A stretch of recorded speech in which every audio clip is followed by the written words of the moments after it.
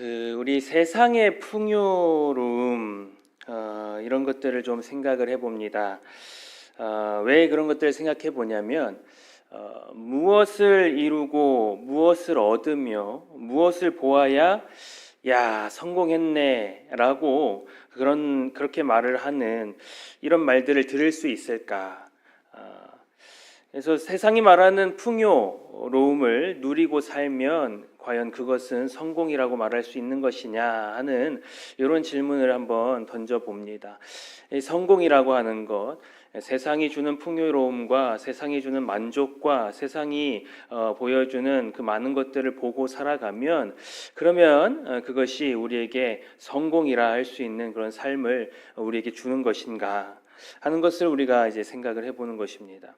오늘 우리가 이 본문 말씀 통해서 아브람과 롯이 등장하고 있습니다. 이 아브람과 롯을 통해서 참 성공이 무엇이냐 하는 것을 함께 보고자 합니다.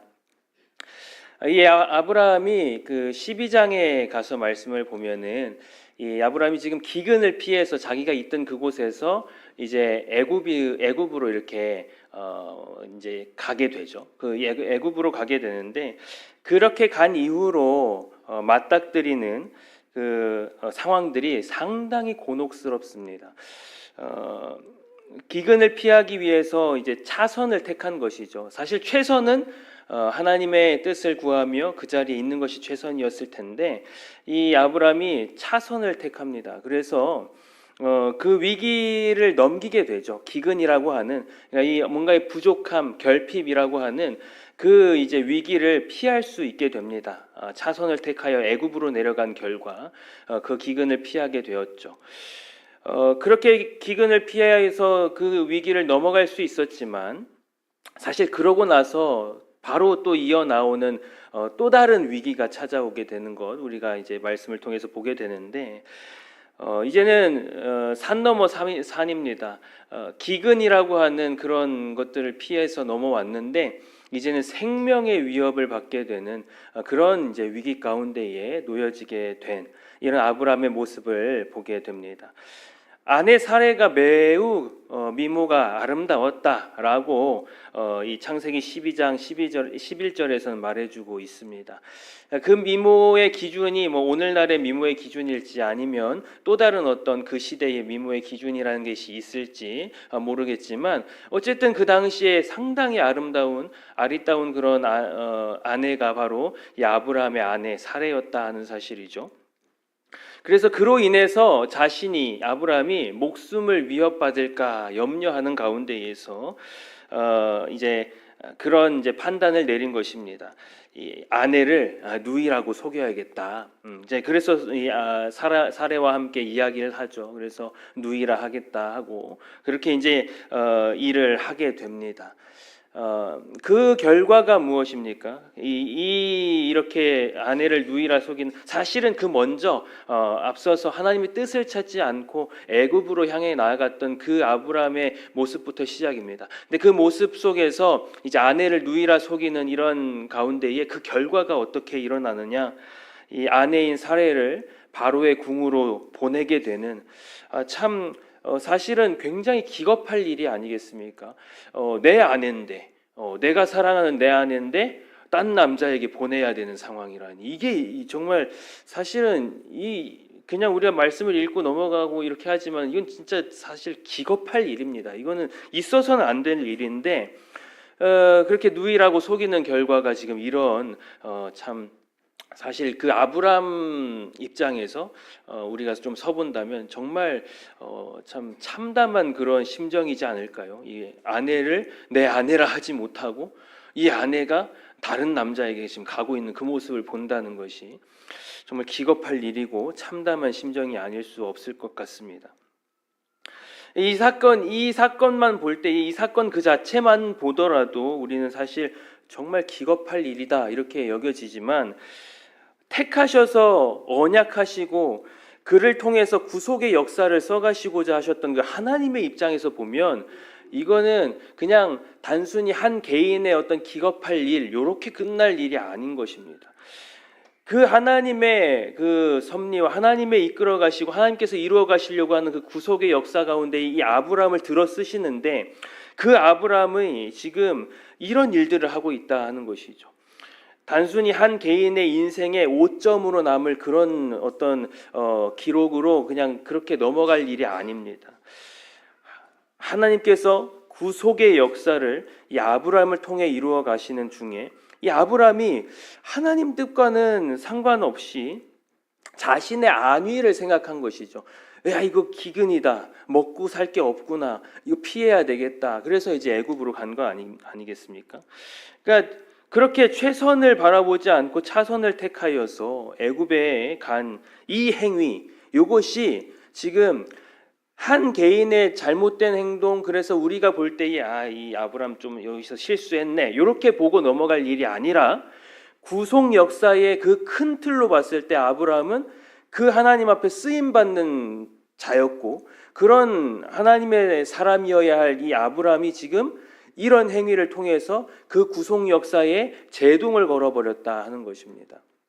그러니까 이런 일을 행한 이 아브람, 사실 그리고 더 나아가서는요, 또 다른 부분을 또 생각해 보면 하나님께서는 지금 아브라함에게 12장 1절부터 해가지고 어떤 약속을 주시잖아요. 큰 민족을 이루겠다고, 너로 복의 근원이 되게 하겠다, 이렇게 이제 말씀을 하시는데, 이런 엄청난 소명을 주셨죠. 그래서 그 일을 아브라함과 사레 아내를 통해서 낳은 아이와 그 자손을 통해서 이 일들을 이루어 가시고자 하시는데, 지금 그 일에 아주 빨간불을 켜버린 겁니다. 이 아브라함이 누이라고 속이면서 이 아내가 지금 바로에게 갔잖아요. 이거는 이 구속 역사에 진짜 전 인류죠. 사실은 그 한 개인이 아니라 전 인류의 구속 역사에 있어서 이거 아주 빨간불을 그냥 대놓고 켜버린 그런 상황, 그런 모습이 지금 아브라함의 모습이다 하는 겁니다. 굉장히 심각하고도 사실 굉장히 큰 문제가 되는 행동을 아브라함은 한 것입니다. 이 일로 인하여서 사실 참 희한한 것이요. 이제 바로는 기쁘잖아요. 아리따운 여인을 이제 맞이하였으니까 얼마나 기쁘겠습니까? 그러니까 이제 아브라함에게 후대를 하거든요. 뭐 나귀, 약대, 어마어마한 것을 주죠. 그래서 이 아브라함은 아내를 다른 남자에게 보낸 그 값으로 지금 부유하게 되었습니다. 참 혀를 차게 되는 그런 상황인데, 그럼에도 하나님께서는 이 택하신 아브라함을 이제 강권적으로 이렇게 역사하셔서 구하여 내시죠. 하나님께서 개입을 하십니다. 그래서 이제 이 바로를 이제 치시고, 그러면서 이제 이 아브라함이 이제 애굽에서 나오게 되죠. 애굽에서 나온 이야기가 이제 우리가 본문 읽었던 말씀에서부터 시작이 됩니다.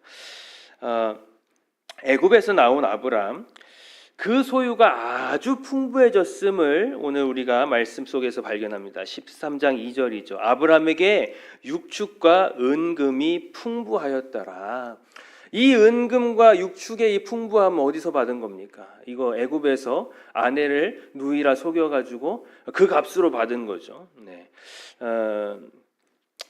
아주 풍부했습니다. 그래서 그런 가운데에서 이제 이전에 장막 쳤던 곳에 돌아온 아브라함 앞에 이게 웬일인가 싶습니다. 또 다른 문제가 찾아오는 겁니다. 지금 아브라함의 그 어떤 삶의 여정들을 보면은 위기의 순간을 어떻게 모면했다 싶으면 또 위기가 찾아오고요. 또 그 위기를 잘 넘겼다, 하나님 은혜로 잘 넘겼다 싶으니까 또 다른 문제가 발생을 하는 이런 참 모습들을 지금 보게 되는데, 그 또 다른 문제가 무엇입니까? 5절 말씀 보시면 아브라함의 일행 롯도 양과 소와 장막이 있으므로 이렇게 말씀하고 있죠. 이게 무슨 말이겠습니까? 아브라함과 함께하는 일행이었던 롯이 그도 양과 소와 이런 장막이 있었다 하는 것이 무엇을 말하는 것일까요? 아브라함을 열심히 따라다닌 이 롯에게도 애굽에서의 그 있었던 일들 속에서 많은 이런 이제 소유가 생겨나게 된 것입니다. 그러니까 급격하게 롯도 부유해진 것이죠. 자, 아브라함의 소유도 엄청나게 많습니다. 그리고 롯의 소유도 많아요. 그래서 그 둘이 지금 같이 있다 하는 이 말씀을 우리가 보고 있습니다. 뭔가 긴장감이 돌기 시작하는 거죠. 긴장감이 돕니다. 6절에 보니까 그 땅이, 지금 아브라함과 롯이 같이 있는 그 땅이 그들의 동거함을 용납지 못하였다라고 말씀하고 있습니다. 곧 그들의 소유가 많아서 동거할 수 없었음이라, 이렇게 말씀을 하고 있죠. 땅이, 그 땅이 이들을 함께 품지를 못하는 겁니다. 왜 그럴까요? 왜 이들이 함께 있는 것을 품지 못하는 것일까요? 좀 쉽게 이해해 볼 수 있는데, 아브라함의 소유로 있는 양과 소와 나귀와 약대, 그 많은 소유들, 롯이 소유한 양과 소 많잖아요. 이런 것이, 이 가축들이 한 곳에 같이 있다. 이 가축들을 먹일 목초지가 부족하다. 이 이제 결론이 나는 거죠. 그러니까 이 땅은 품지를 못하는 겁니다. 이 아브라함의 소유인 가축들이 막 먹어 제끼잖아요. 롯의 소유인 가축들이 또 같이 막 먹어 제낍니다. 이 풀은 자라나야 되는데 자라날 새도 없이 막 먹어버리는 거 아니겠습니까? 너무 많은 가축들이 함께 있으니까. 그러니까 이 목초지가 부족한 상황이 되는 것이죠. 그러니까 이 땅이 지금 이들을 품지 못한다라고 하고 있는, 이 동거함을 용납하지 못한다라고 지금 말씀하고 있는 부분들 우리가 좀 이렇게 좀 이해해 볼 수가 있겠습니다. 뭐 당연한 거죠. 당연한 수순입니다. 이 땅이 어떻게 이들을 품어낼 수 있겠습니까? 지금 이 풀 자랄 새도 없이 막 먹어버리는 이런 상황이 벌어질 텐데, 거기다가 오늘 말씀 보니까 7절에 가나안 사람과 브리스 사람, 그러니까 그 땅에 원래 있었던 원주민들입니다. 그들도 거기 같이 있습니다. 아주 난리죠. 난립니다. 예. 이 사람들도 가축을 기를 거 아니겠어요? 그러니까 그 땅에 나만 알 수 있는 게 없는 겁니다. 그렇죠. 그렇게 생각해 볼 수 있겠습니다. 그러니까 이 땅이 이들 아브람과 이 롯이 같이 함께 동거하는 것을 용납하지 못한다는 사실입니다. 그런 상황이 이제 뭐 100번 이렇게 이해가 되는 그런 지금 그런 상황인 것을 보게 됩니다. 자, 아브라함에게 일어나고 있는 일들, 이전에는 기근, 부족함, 결핍 이런 것들로 인한 위기에 놓였던 아브라함이 이제는 사실 굉장히 부유해졌잖아요. 이전에 있었던 기근과 결핍과 이런 것들은 없습니다. 부유해졌는데 그 부유해진 이 아브라함이 이제는 물질 때문에 위기에 봉착한 것입니다. 물질 때문에 지금 위기에 닥쳤다 하는 것이죠. 풍요로움으로 인해서 이 위기 가운데 놓여진 아브라함의 모습을 보게 됩니다. 오늘 말씀에서도 분명하게 밝혀주고 있지만 다툼이 아주 비일비재했을 겁니다. 계속해서 날이 그 하루가 멀다 하고 아마 다툼은 계속 있었을 거예요. 왜냐하면 지금 이 가축들을 먹일 풀이 없잖아요. 그러니까 뭐 먼저 가서 먹이는 사람이 임자인데 그런 일들 가운데 다툼이 없었을까요? 당연히 다툼이 있었을 것이고요. 이들을 먹일 마실 우물이 있는 곳에 이들이 몰려가지 않겠습니까? 아마도 그런 일들이 많이 일어났을 겁니다. 내가 먼저 왔네, 네가 먼저 왔네 하면서 막 다툼이 있었을 겁니다. 자, 우리가 이렇게 기근 때문에 힘들었던 그 위기를 잘 넘기고 이제 풍요로워졌는데 그 풍요로움을 준 이 물질로 인하여서 지금 이 굉장한 위기 가운데 놓여진 아브람과 이 롯의 또 이 모습들을 같이 보게 됩니다. 우리가 생각해 볼 것은 물질이라는 것이 이 물질에 대해서 자유한 사람이라면 그 물질이 뭐 많던 적던 상관이 없을 것입니다. 그런데 이 물질에 자유하지 못하는 사람이라면 많아도 문제입니다. 많아도 문제고요. 적어도 문제입니다. 그러니까 이 물질에서 자유하지 못한 이 사람은 많으면 많은 대로 문제가 돼서 이 많은 것을 뭐 어떻게 쓰는지 모르겠지만 어쨌든 그 많은 것을 인하여서 문제가 될 것이고요. 적으면 적다고 문제 삼을 것이고요. 그런 모습이 되는 것이 이 물질에 이렇게 초점이 맞춰진 사람들의 모습입니다. 물질에 자유하는 자, 다시 말하면 물질이 아니라 하나님을 바라보는, 하나님으로 만족하고 그래서 물질에 일희일비하지 않는 그런 자는 물질이 많으면 많은 대로 하나님께 감사한 일이고 적으면 적은 대로 그것도 또한 하나님께 감사할 일이고 그렇게 나아가는 것이 바로 이 하나님으로 만족하고 이 물질 때문에 일희일비하며 그렇게 살지 않는 자의 모습이 아니겠습니까?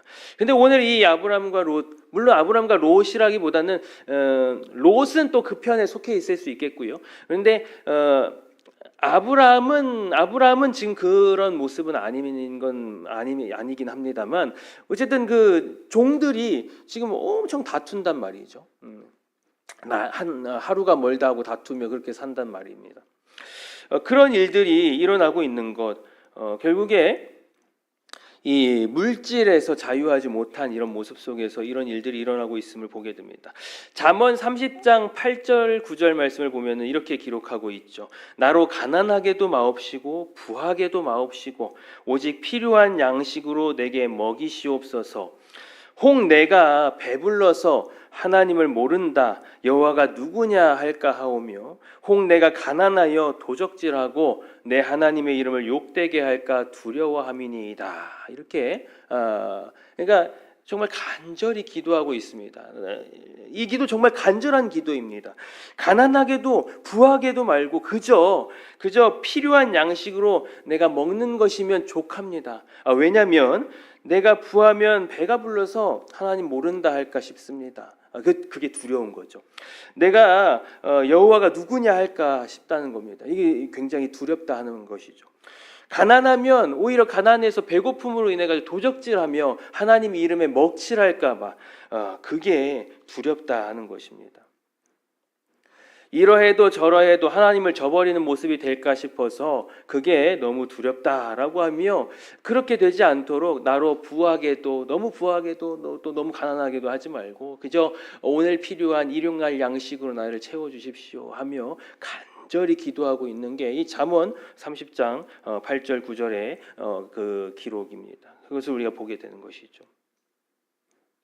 그저 이 잠언 이 30장에 이 기도를 올리고 있는 이에게는 무엇이 중요했냐면 일용할 양식으로 나를 채워주신 그 하나님과 동행하는 것, 그게 그냥 가장 중요한 겁니다. 물질이라는 것, 우리가 이 땅에 살아가는데 필요한 거죠. 필요합니다. 이 땅에서 의식주에 전혀 구애받지 않고 사는 사람은 한 사람도 없을 겁니다. 우리는 먹어야 하고 입어야 하죠. 편히 쉴 수 있는 공간도 필요합니다. 그런데 그렇기 때문에 이 물질이라는 것은 필요한 것이거든요. 그런데 이러한 것들에 욕심을 내기 시작하고요. 이런 것이 나의 시선을 빼앗는 그래서 이것이 의존의 대상이 돼버리면 그렇게 되면 오늘 이 아브라함의 목자와 롯의 목자가 지금 다투는 것과 같은 이런 분쟁이요. 이런 시기와 질투가요. 아주 개걸스럽게 취하려고 하는 이런 탐욕 덩어리가 되는 것이 바로 오늘 이 모습이라 하는 것입니다. 무엇을 우리가 의존하게 되면 하나님이 아니라 이 물질이라는 것에 의존하게 되면 우리는 이런 아주 개걸스럽게 취하는 탐욕 덩어리가 되는 것이죠. 이 모습 속에 하나님은 없는 겁니다. 이 모습 속에 하나님은 없습니다. 여기에는 내 욕심, 내 주관, 내 이익을 위해서 다른 일을 희생시키고 내 이득을 위해서 물불 가리지 않고 상황을 만들어가는 여론을 조성하고요. 아주 냉혹하고 냉담하게 내 뜻에 안 맞으면 아주 그냥 쳐내버리고 이런 모습들이 되는 것이죠. 하나님의 사랑, 여기서 하나님의 사랑은 발견할 수가 없습니다. 하나님이 복 주셔야 내가 진짜 잘 될 거야. 이런 마인드 없습니다. 어떤 모습 속에? 내 욕심, 내 주관, 내 이익을 위해 다른 이익 희생시키고 물질에 초점이 맞추어져서 하나님을 보지 못하는 이런 소경과 같은 자에게는 하나님의 사랑, 하나님이 나에게 복 주셔야 내가 진짜 잘 될 거야. 이런 마인드가 거기에는 없다는 것이죠. 오로지 혈안이 이른 채로 내 뜻을 이루기 위해서 경쟁하고 다투고 이런 것만이 있는 것이 바로 이 물질에 현혹되고 이렇게 나아가는 자들의 모습입니다. 자, 이제 아브라함이 나서거든요. 이렇게 막 다투고 막 이렇게 하니까 이제 아브라함이 나섭니다.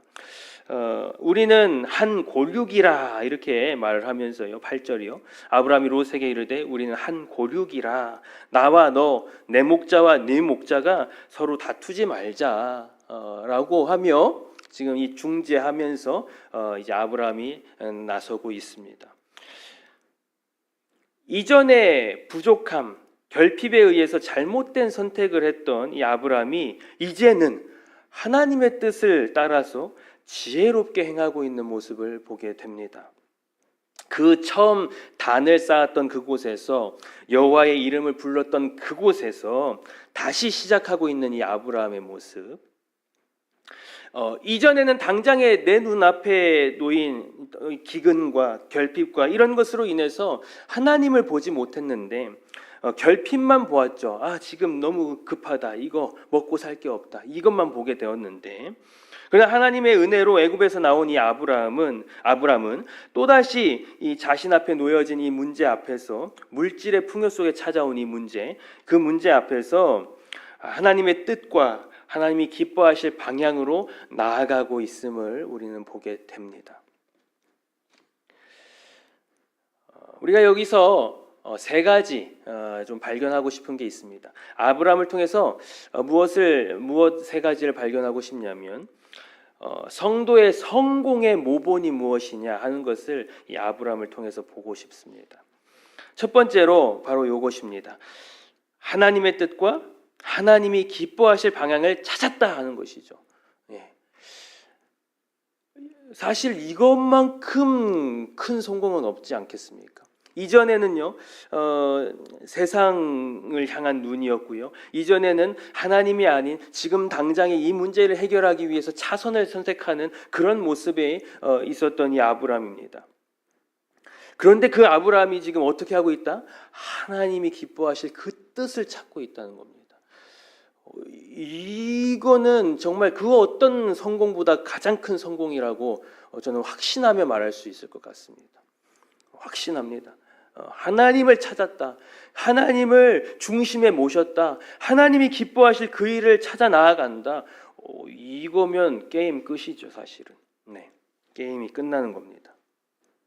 하나님을 놓치고 살았던 지난 삶을 뒤로 하고 내 앞에 놓인 문제를 바라보는 내 시선이 그 문제에 고정되지 않고 그 문제 너머에 계시는 그 하나님을 바라보게 되었다는 것.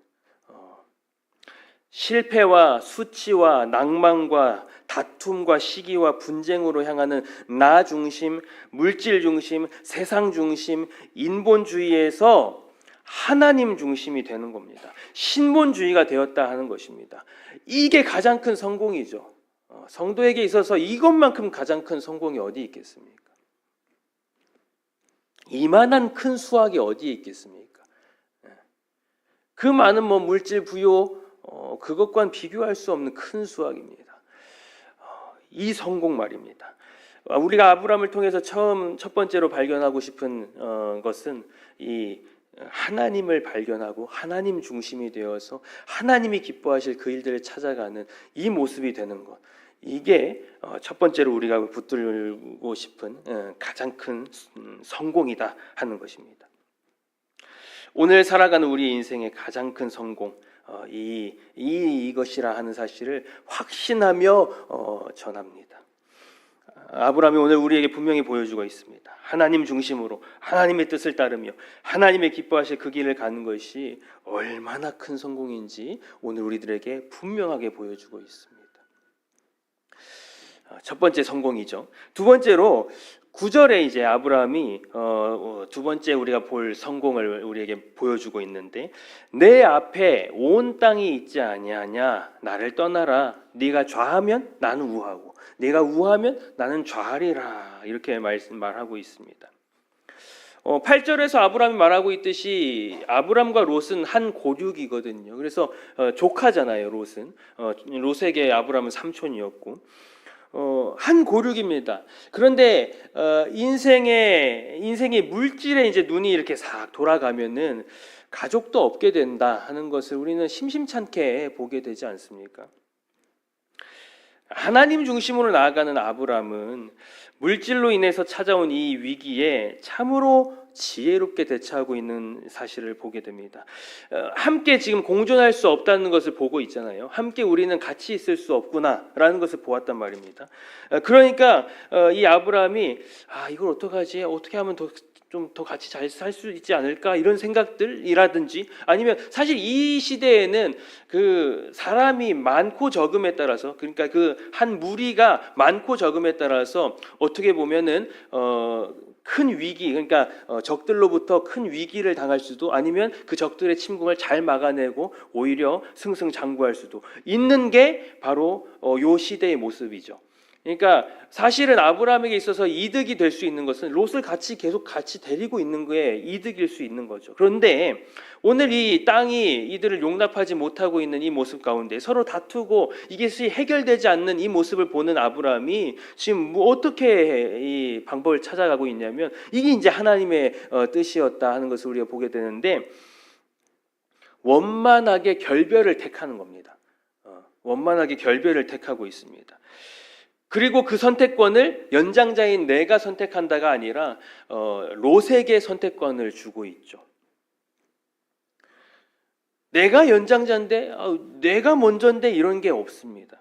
하나님 중심이 되니까 세상 시각으로는 이게 손해라고 보일 수 있는 것들이 손해로 여겨지지 않는 겁니다. 그로 인해서 이런 이제 모습 속에서 선택권도 롯에게 줬죠.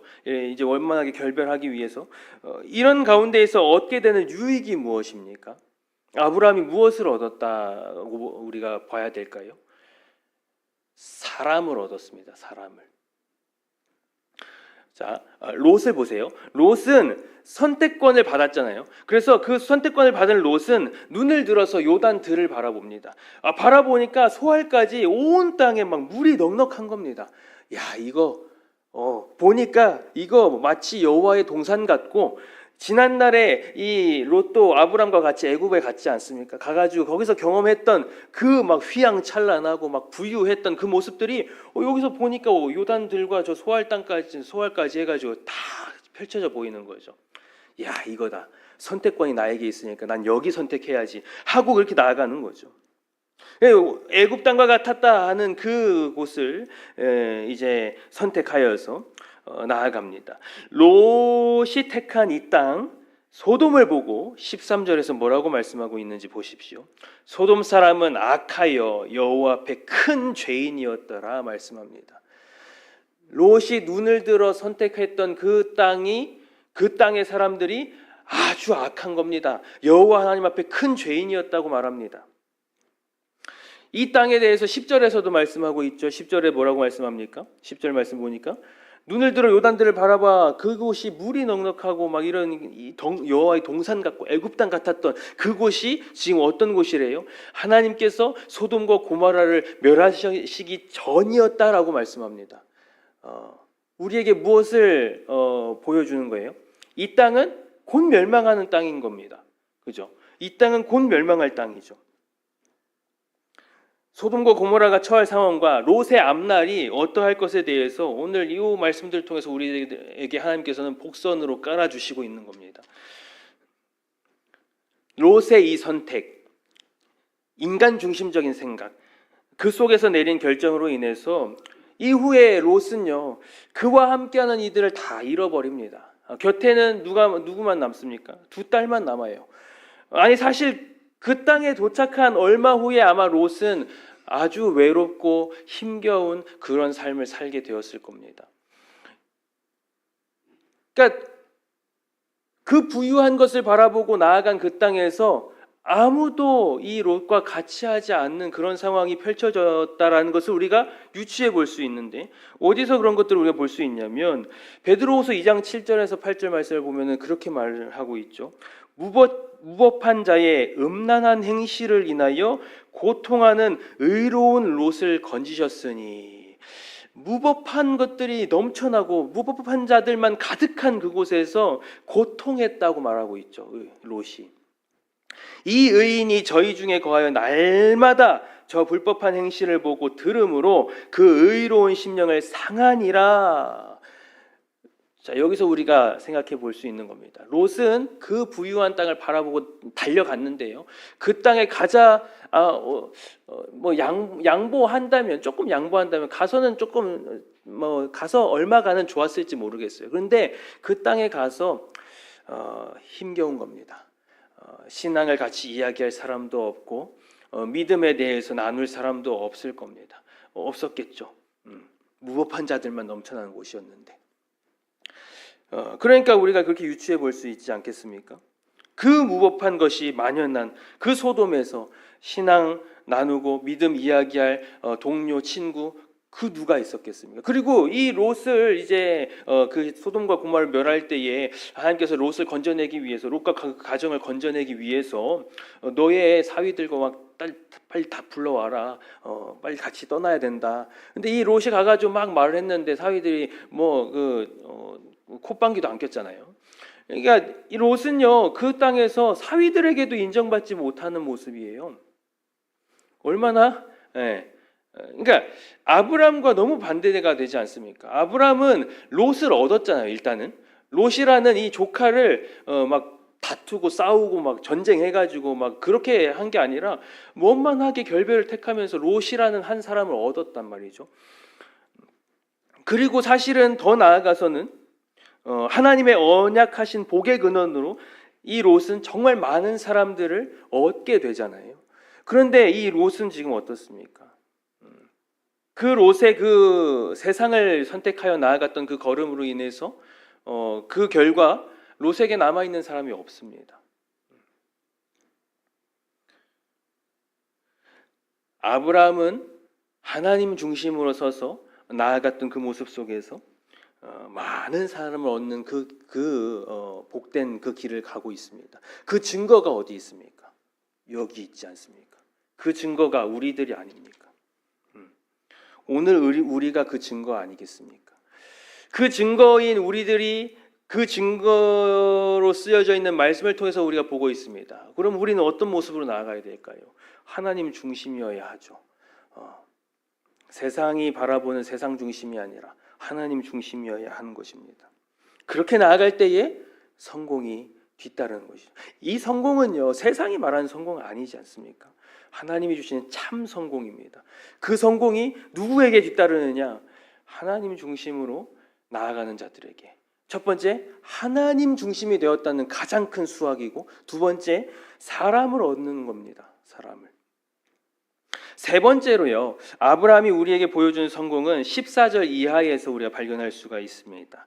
롯이 아브라함을 떠난 후에 하나님께서 이제 아브라함에게 말씀을 하시죠. 눈을 들어 동서남북을 바라보라. 보이는 땅을 내가 너와 네 자손에게 주리니 영원히 이르리라.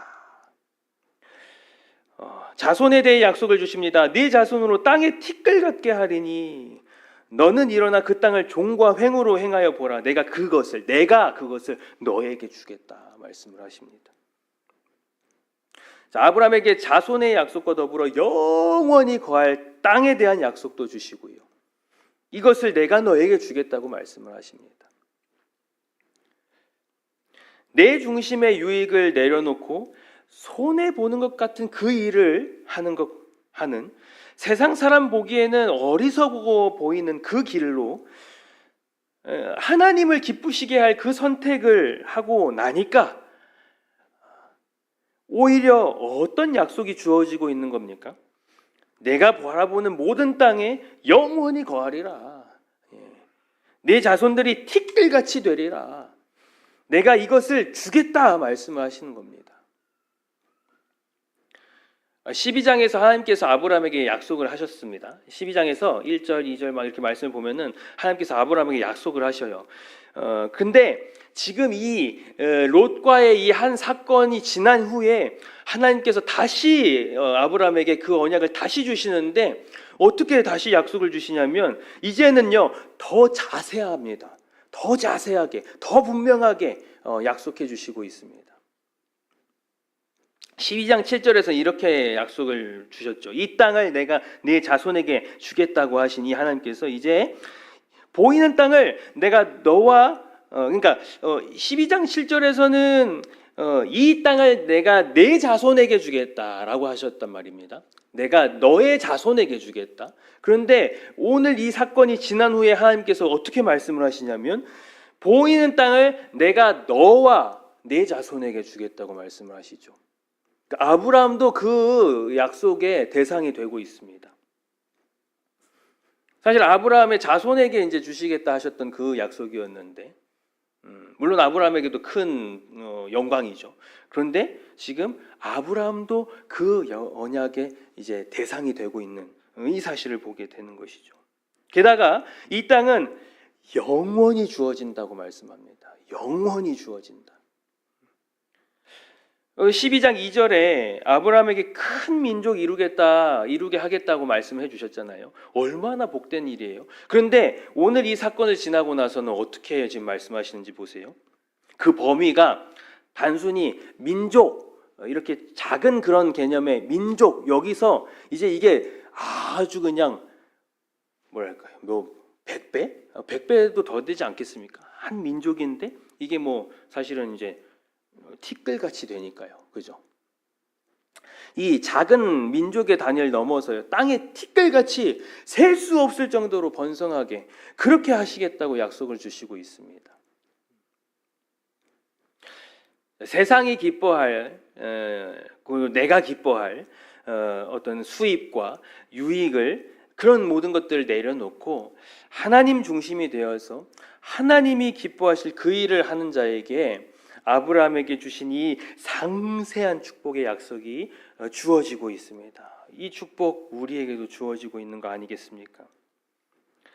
자, 이제 18절 말씀 보세요. 아브라함은 그의 걸음을 더 하나님께로 향해 나아갑니다. 우리가 뭘 봐야 되냐면 이렇게 하나님 중심으로 하나님을 발견해 하나님이 기뻐하실 그 일을 찾아가는 자로 큰 수확을 얻고 사람을 얻고 이제 그 내가 유익으로 생각했던 그 모든 것들을 내려놓고 하나님이 기뻐하실, 그래서 어떻게 보면 손해라고 생각하는 그 일들을 행하여 나아갈 때 막 부어주시는, 하나님께서 마구 부어주시는 그 참 성공의 모습, 그 모습을 하는 자들이 어떤 모습으로 나아가고 있는지를 우리는 정말 잘 봐야 돼요. 18절 보세요. 아브라함이 장막을 옮겨 헤브론에 있는 마므레 상수리 수풀에 이르러 거하며 거기서 여호와를 위하여 단을 쌓았더라. 하나님께서 너가 이제 눈을 들어서 바라보라, 종과 횡으로 보라 하면서 하나님께서 말씀하신 그 말씀대로 아브라함은요 남쪽으로 가는 겁니다. 하나님의 말씀을 따라서 하나님께 더 가까이 하여서 그 말씀을 따라서 순종하면서 그 걸음을 걸어가고 있다 하는 것이죠. 오늘 우리들이 이런 모습이 되어야 할 줄로 압니다. 오늘 우리들이 롯이 장막을 옮겨서 소돔에 이른 것과 너무 반대되지 않습니까? 롯은 자기의 유익을 위해서 소돔을 향해서 달려나아갔는데 아브라함은요 하나님을 향해서 달려가는 거죠. 하나님을 향해서. 하나님의 사람들, 하나님 중심의 사람들, 하나님을 기쁘시게 할 것들을 찾고 그 길을 가는 자들은 그 걸음이 더 하나님께로 나아가야 하는 겁니다. 근데 그렇게 될 수밖에 없는 거죠. 그렇게 되는 게 그냥 너무 자연스러운 겁니다. 이 걸음을 걸어가야 되는 것이죠. 오늘 우리가 하나님 중심이 된 하나님의 사람들, 그렇게 되어서 아브람과 롯을 통해서 우리에게 보여주시는 바 하나님의 자녀로의 참 성공의 길, 하나님을 중심에 모심과 그래서 사람을 얻고 하나님이 주시는 오히려 더 크고 상세하고 분명한 복을 받아 누리는 그런 오늘 우리의 삶이 될 수 있기를 간절히 소망합니다. 함께 말씀을 생각하시면서 통성으로 기도하시겠습니다.